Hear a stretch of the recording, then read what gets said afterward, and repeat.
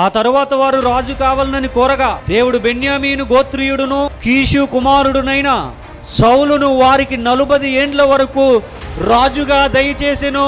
40 years, 40 ఏళ్ళు సౌలు పరిపాలన చేశాడట. ఏ గోత్రమైంది? బెన్యామీను గోత్రం. ఏ సౌలు?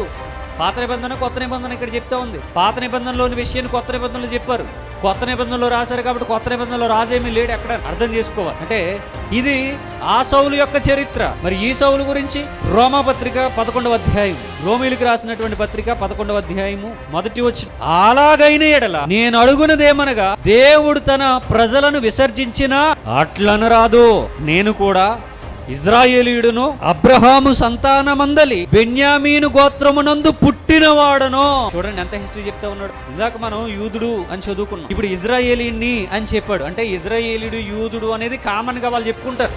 మీరు ఎవరై అంటే నేను ఇజ్రాయేలీని అని చెప్తారు.